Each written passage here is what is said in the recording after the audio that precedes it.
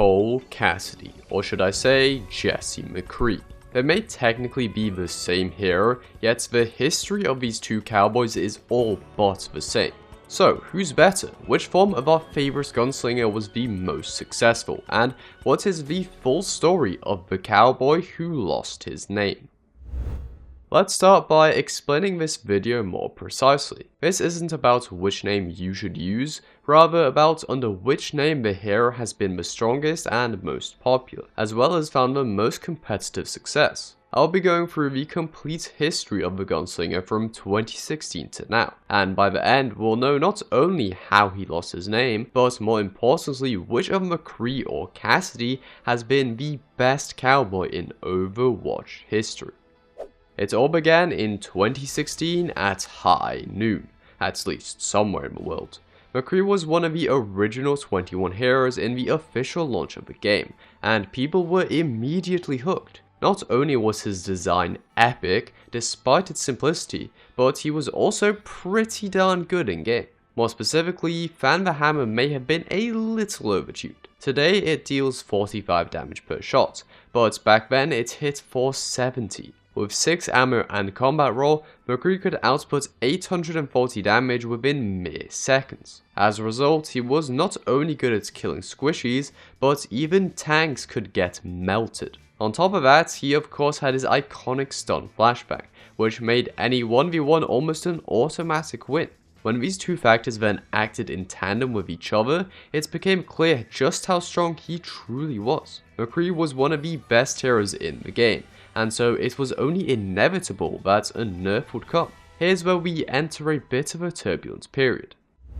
June 14th would mark McCree's first official balance change, and it was big. Not in the sense that many things would be changed, but in how huge of a damage nerf Fan the Hammer would receive, losing 35% of its damage per shot. This change was absolutely necessary, don't get me wrong, yet since Fan the Hammer was all people were used to, McCree suddenly became really weak overnight, and for the next month this would remain to be the case. Then, in July, everything would get flipped on its head. McCree was back to the absolute top of the game, arguably even higher this time.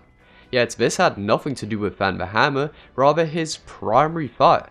The fall-off range on Peacekeeper had been significantly improved, and now Jesse could snipe a meta hero like Pharah out of the sky with ease. In a lot of situations, dueling Widow was even a good play, and so McCree would see yet another change, this time only a week later. This aimed to find some sort of middle ground in his kit, slightly boosting Flashbang and Fan the Hammer, but taking his fall-off to a more reasonable level. And to begin with, I'd argue this was a success.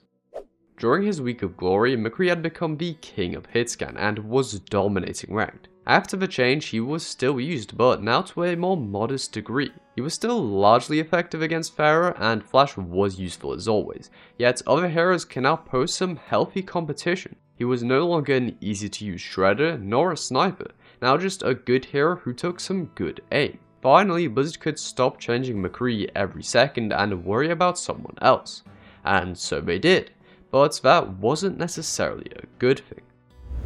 As time went by, things started to shift. The meta was evolving, players were finding new combos and setups which were more powerful than previously realized.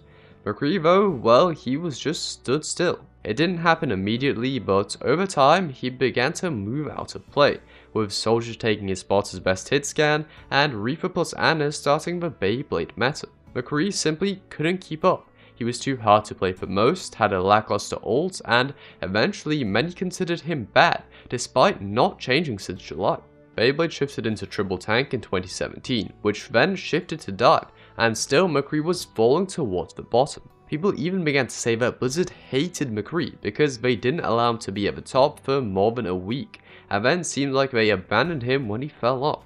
Keep in mind, the game had just come out, so after getting 3 changes in merely 2 months, then not getting a buff for a full year is a bit rough to say the least. If it means anything, changes would come, eventually. More specifically, 11 months later in June of 2017.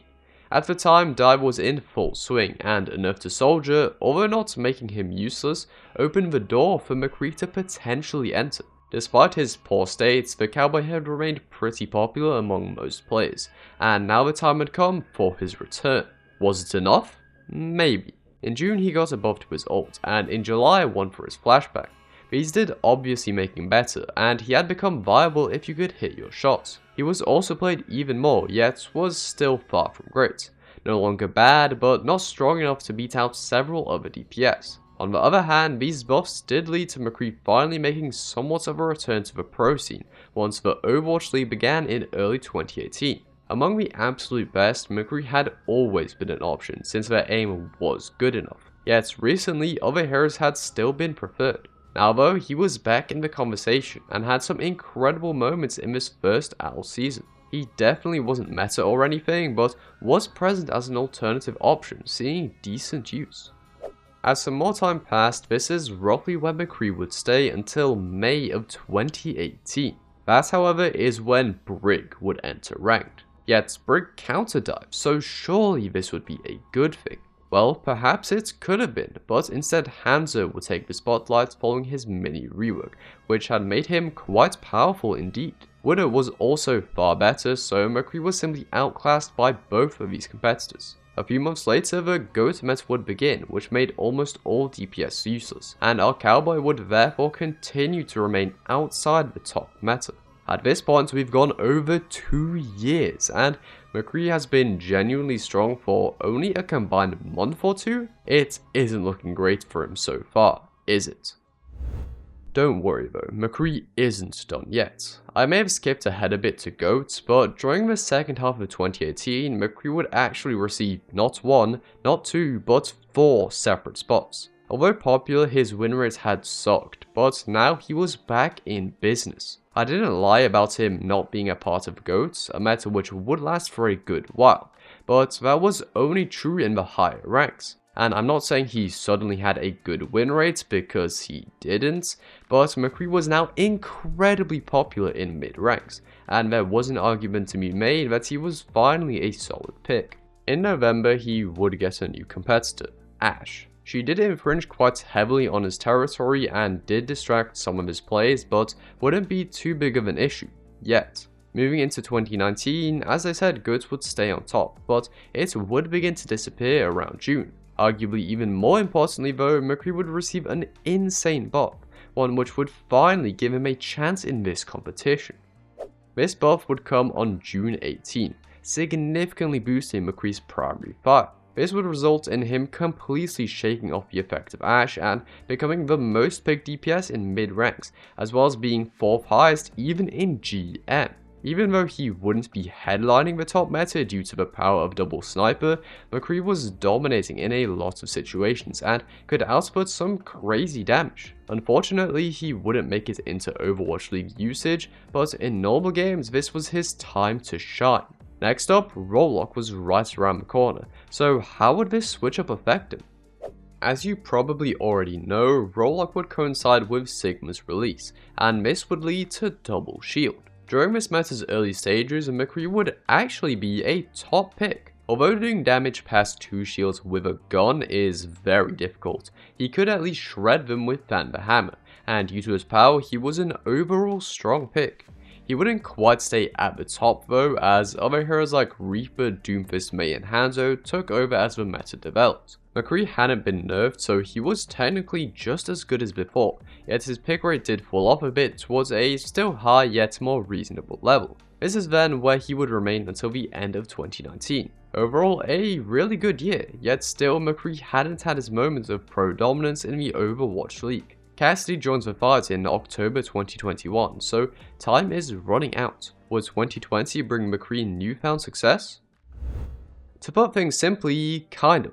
I guess that isn't very simple, is it? Basically, he would find success at the start of the OWL season, just not throughout. Double shield had been the top meta, but in December of 2019, Ryan would get a solid buff. This led to Ryan Brawl shortly returning at the beginning of the year, and this time McCree was actually a big part of it. He wasn't the most crucial part of the lineup, but due to his current overall power, he was a fantastic option to slot into the comp. As a result, he saw a lot of play in the Overwatch League at the start of the 2020 season.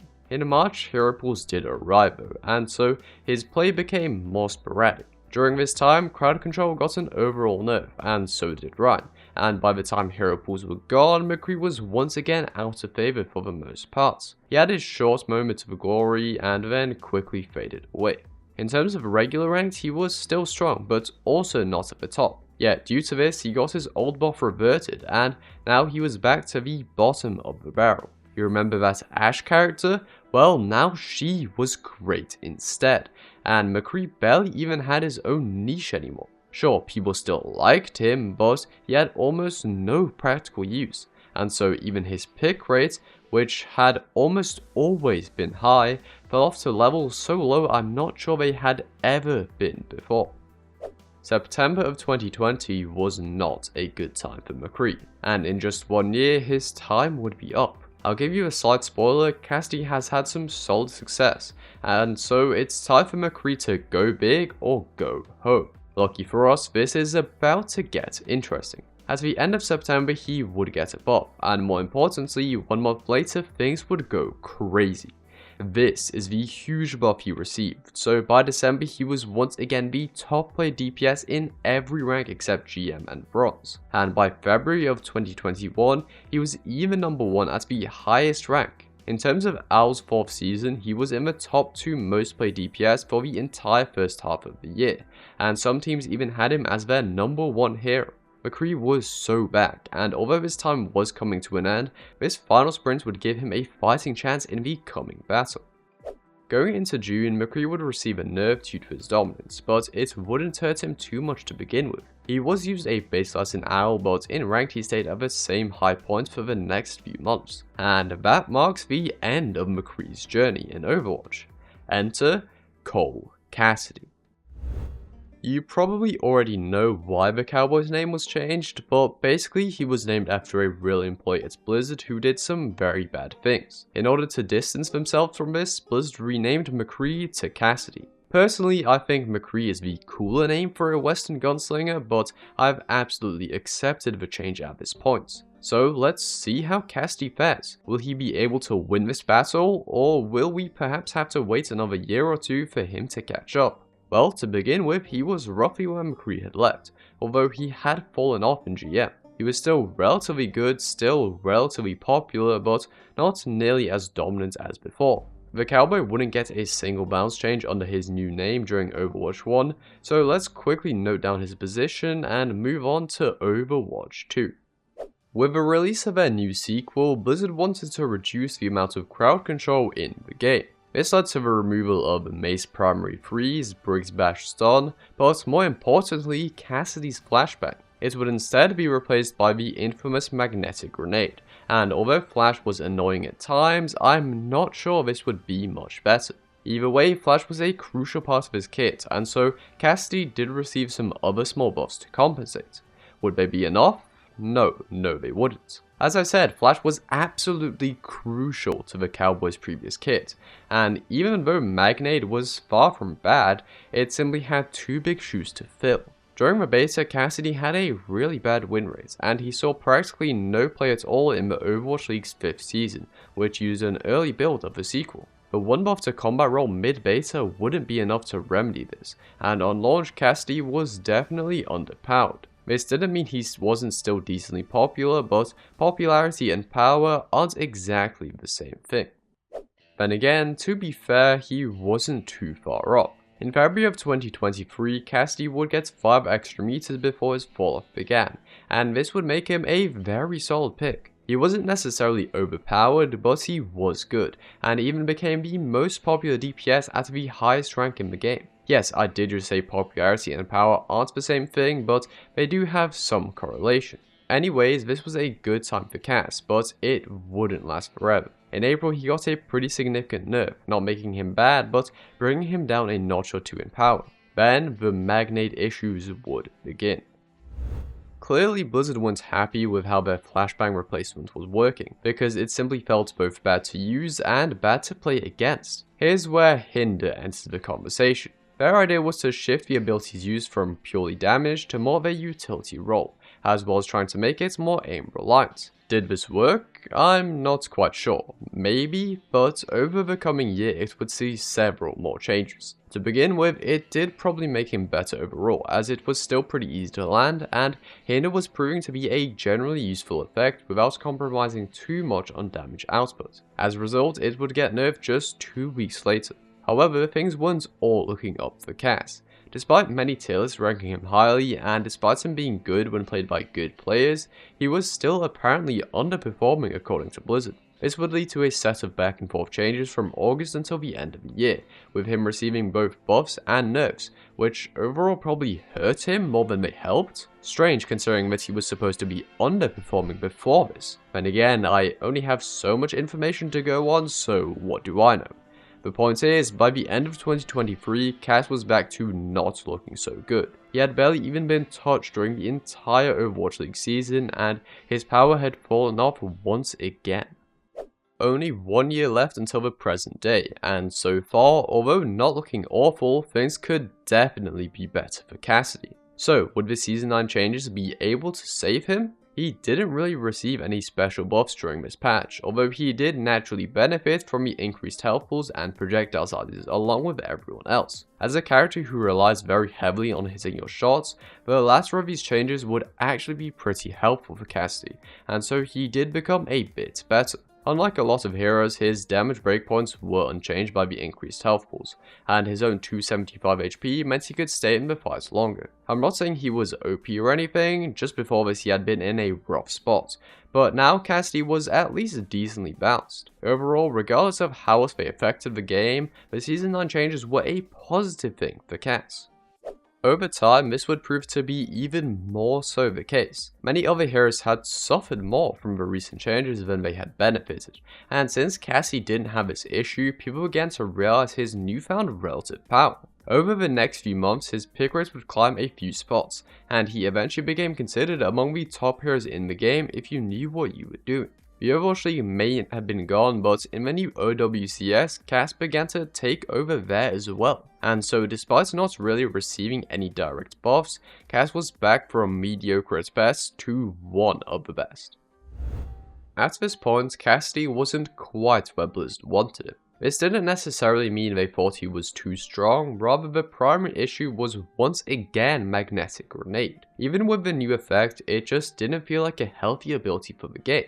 Therefore, a new iteration of Flashbang would be implemented in June of 2024. This would have the same hinder and slow effect as the Magnade, but without the auto-locking mumbo jumbo. At the same time, Cass got a buff to his ult where he would walk faster the longer he held it. Despite a few other surrounding nerfs and the fact that your grenade couldn't magically track someone around walls, this probably ended up being a net buff. This allowed Cassidy to cement himself as one of the game's best heroes, if he wasn't already there before. He had so many things going for him: high damage, decent range, solid survivability, and as a result he dominated the damage role. Yet, Blizzard wouldn't allow this to last forever. Not even a month later, Cass would once again receive a change to his fall-off range, and of course this time it was a nerf. This caused him to fall off a decent bit, still being good up close, but now being far more situational. Although I suppose that is what Blizzard were going for, so fair play on that. Now Cass was back to the middle of the pack, neither great nor awful, just pretty balanced. In September he got an overall slight buff, leading to an increased pick rate and power level, but it wasn't too crazy, so he was still in a reasonable spot. This then leads us up to today, where he has gotten no more changes other than a global hitscan projectile size change. Today he is actually the most played DPS across all skill tiers on PC, despite being a pretty average hero. Once again goes to show that power and popularity aren't quite the same thing. All of this leads us up to our final question, the one I asked at the beginning of the video. Who is better, McCree or Cassidy? McCree has been around for longer, but Cassidy has had his fair share of powerful moments despite his shorter existence. So who wins? Well, looking at everything, I think McCree has been good at more points than Cassidy. However, he's also been bad at more points. Therefore, I'll give the win to McCree for now, but I think Cassidy could easily take the crown sooner rather than later. Who knows, the new perks may be just what he needs. Anyways, I hope you enjoyed. Next, why not watch one of these here histories? Don't forget to like and subscribe, and I'll see you next time.